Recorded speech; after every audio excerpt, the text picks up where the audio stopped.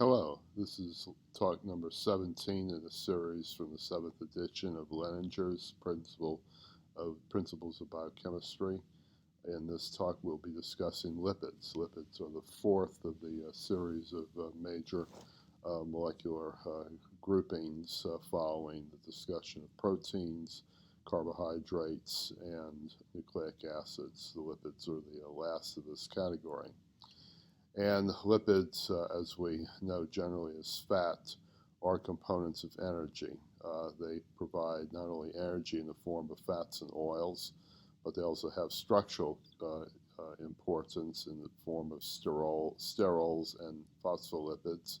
They also function as cofactors. They are pigments, protein anchors, emulsifying agents, hormones, and intracellular messengers. They have a wide spectrum of functions in the bioorganism.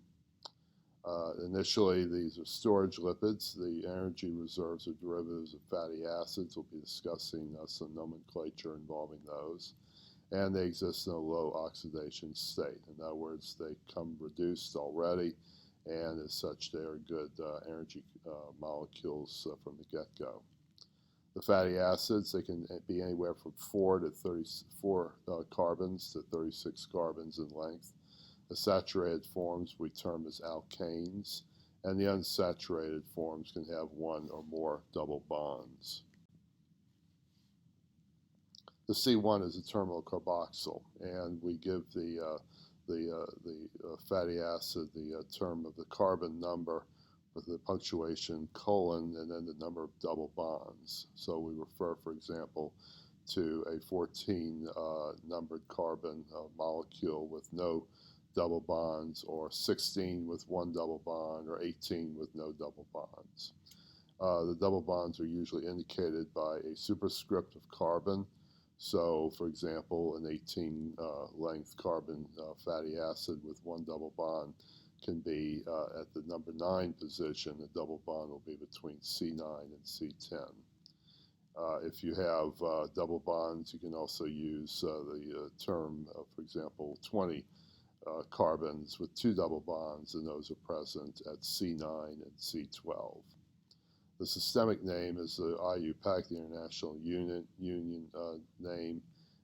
For example, N-octadecanoic acid, which is 18 carbons with no double bonds, an alkane.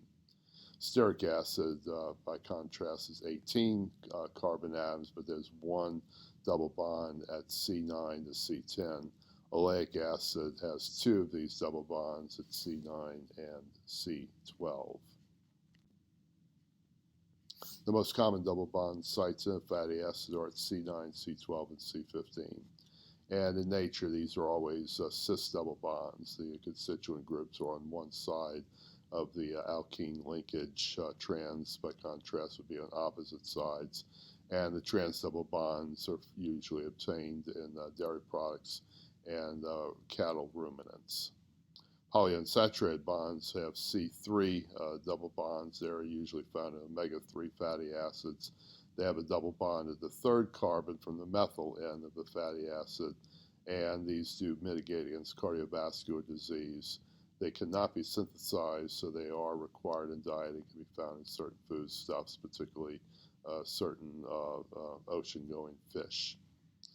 Melting point is contingent on the fatty acid stacking degree of rotation. So the stacked, closely approximated molecules of saturated fat lend it a higher melting point. So you'll find these in wax, and you can find these existing in solid forms or emulsion forms at room temperature. So this is an example, for example, of a carboxyl group present at this point here with the long hydrocarbon chain, and another representation is the carboxyl group with a cis linkage for the alkene of the double chain. So there's a bending here. So saturated fatty acids being straight will stack and be relatively impervious to melting, whereas a mixture of saturated and unsaturated fatty acids have a greater degree of branching, a greater tendency to be liquefied at room temperature, and more of a double bond linkage. Triglycerides are fatty acids which have three fatty acids and ester linkage with a glycerol molecule background. These can be the same fatty acids or different ones. So, for example, here is glycerol here. This is the glycerol there, and their fatty acids. Again, two linear saturated forms represented on either side here, and then the essential carbon attached to a branched fatty acid.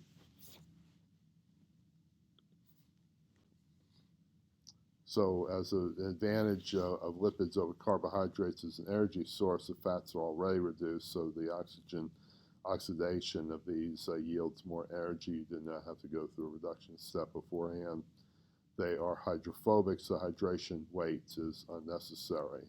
They can be stored in a more compact form in the adipose cells in the body and be utilized as necessary. So generally speaking, if you need a rapid energy source, you go with the carbohydrates first, and the lipids are stored and they last longer. So for a long tending burning energy needs, the lipids are basically your backup metabolite for that purpose. As far as membranes are concerned, membranes, because these are fatty acids, they are a barrier to polar molecular passage. There's hydrophobic interaction with the water outside, which would approximate the polar groups at the end of the fatty acid, and then inside the membrane itself, you have a hydrophobic interior and a bilayer. So the exterior surfaces of the bilayer have the polarity, and these vary as on the surface. Glycerophospholipids have one of three ester linkages. As a phosphate, there is no carbon. So one example of this is L-glycerol 3-phosphate.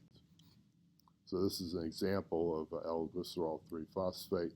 The SN-glycerol 3-phosphate refers to an S carbon rotation at C1 and an R carbon rotation at C2. So these are a stereospecific representation of this molecule, and this is part of the glycolysis pathway.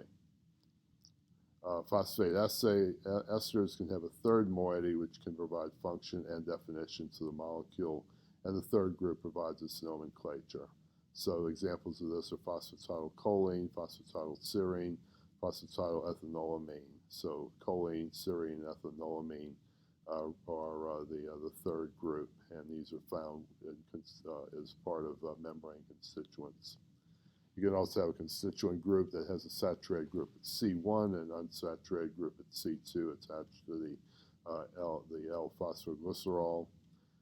And then a second group of membrane lipids are comprised of carbohydrate moieties. So you have galactolipids, where galactose is attached to the glycerol background.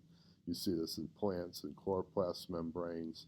Then a third group of membrane lipids are the rachiolipids. These are long carbon fatty acids that are attached to a glycerol background, and these are seen in organisms under extreme conditions.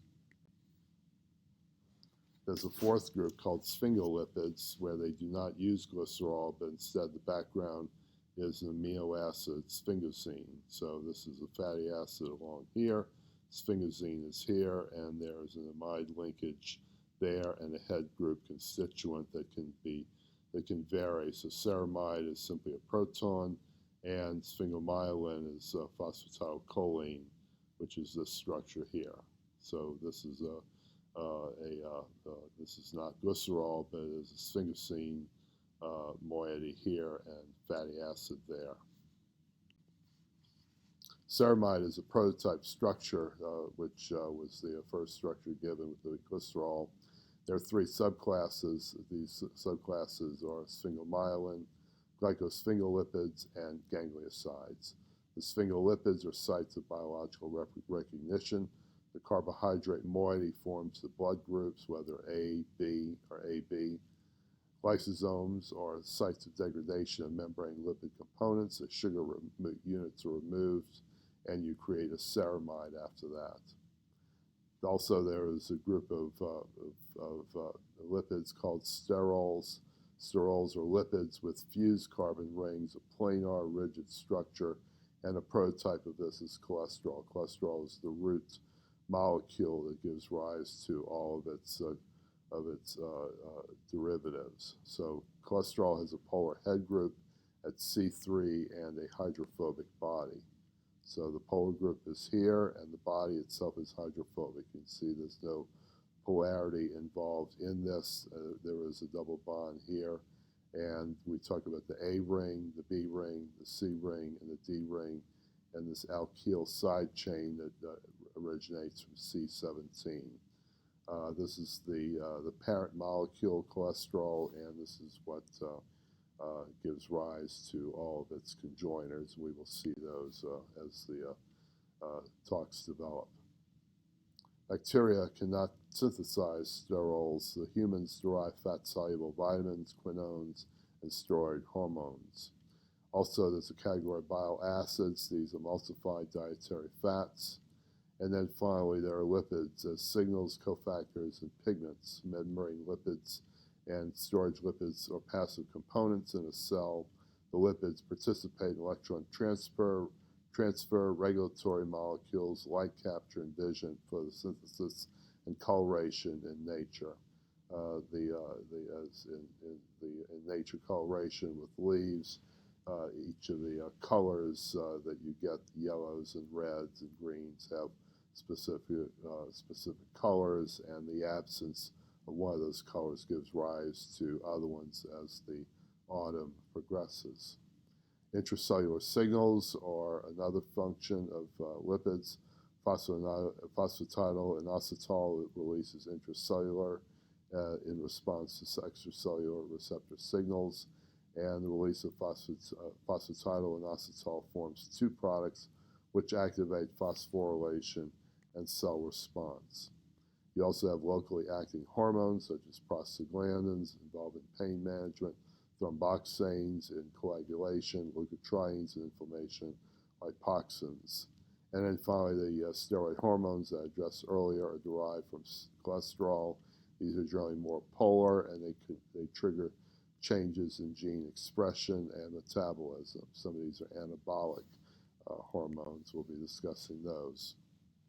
So looking at testosterone, we remember the C17 moiety.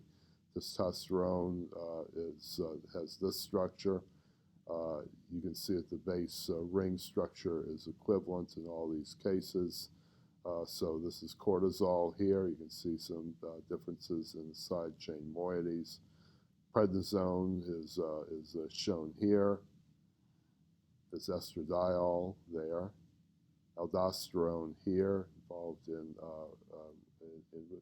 in water management and salt regulation, and prednisolone is right here. So you can see that the base A, B, C, and D rings are equivalent in most cases. Some differences in prednisone and prednisolone.